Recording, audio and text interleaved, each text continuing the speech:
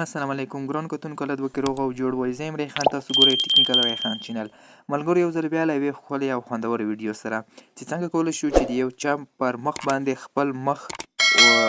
فیس بدل کړو یا د بل چا په ویډیو باندې خپل د مخ ګراوند واچو یا د بل چا په عکس باندې خپل عکس ګراوند واچو دې لپاره یو زبردسته بهترینه طریقه ملګرو مخکې له دې چې پر ویډیو پیل وکړم دا طریقه درته معرفي کړم تاسو راشئ زما یوټیوب چینل در سره سبسکرایب کړئ او ویډیو ته لایک ورکړئ که چیرې تاسو دغه طریقه خوښه شوې نو ماته په کمنټ کې حتما ولیکئ چې ما 100% یا 50% خوښه شوه ستاسو کمنټ همدغه کمنټ ماته نور هم قوت راکوي زه تاسو نه نور ویډیوګانې راوړم دې لپاره به تاسو څه کوئ رابشئ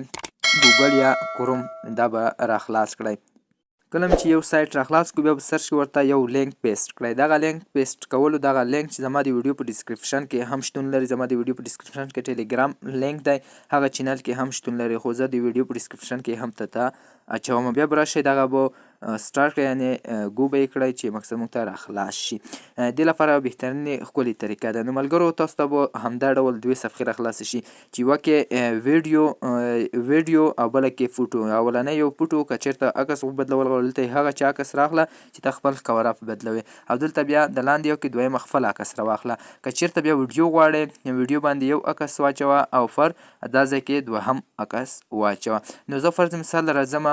عکس راخلم د یو چا عکس راخلم خپل عکس یعنې بل عکس پرې لګوم هلته راځم په دا ځای باندې کلیک کوم ویډیو نه تېرېږم عکس درته معرفي کوم نو ملګرو دلته زه راځم همدلته د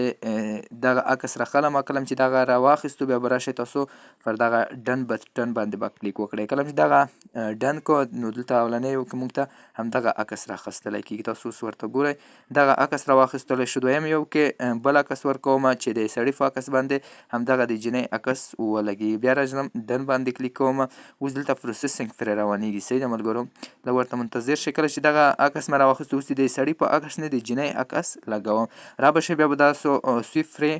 فیس نو په دا باندې به کلیک وکړئ کله چې دا باندې کلیک وکړو نو اوس دلته پروسیسینګ پرې روان دی لږ ورته منتظر کېږو چې د عکس موږ ته بدل شي نو لږ ورته انتظار کېږو چې د عکس پروسیسینګ نه روان دی لوډینګ پرې روان شوی دی موږ ته به راخلاص شي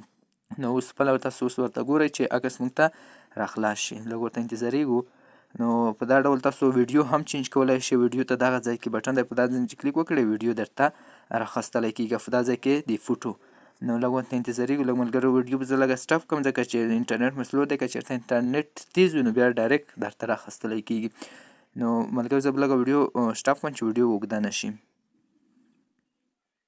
نو ملګرو تاسو کتلی شئ چې عکس یې بلکل چینج کړو د جینۍ په شکل که چېرته ما همدغه ځای کې د جینۍ عکس اچولی وی لاندې مې د سړي عکس اچولی وی بیا به بلکل زبردست راغلی خو دلته د سړي لږه شاندې ږیره راغلې ده نو بلکل دلته لږه شانتې ږیره پرې راغلې ده لږ زر کې لوډینګ یې اخیستی ده نو بلکل صحیح چینج کېږي نو تاسو ته دا مکمله طریقه زده کړلی شوه نو تاسو هر ډول عکس پرې راخیستلی شئ مقصد چې لږ زر کې سره مطابق وي لکه دا کې چې سړي ږیره نه وای نو ډېر ښایسته به راغلی وای که چېرته ما دغه ځای کې د ښځې عکس اچولی وی دا ځای کې د سړي عکس اچولی نو بیا به ډېر زبردست راغلی خو تاسو اوس خپله ثبوت سره ولیده چې بلکل یې مخ چینج کړو مخ بیکګراونډ یې بلکل ختم کړو نو تاسو خپله ورته وکتل چې سړي عکس یې په جینۍ بدل کړم نو تاسو نور عکسونه پکې اچولی شئ نور پکې اچولی شئ او دغه ځای کې ویډیو هم پکې اچولی شئ چېرته یوه ویډیو وي پر هغه ویډیو کې یو سړی انتخاب کړئ هغه کې به تاسو مخ چینج کولی شئ نو که ویډیو مو خوښه شوې ویډیو ضرور در سره لایک کړئ یوټیوب چینل در سره سبسکرایب کړئ او کمنټ حتما راته وکړئ مننه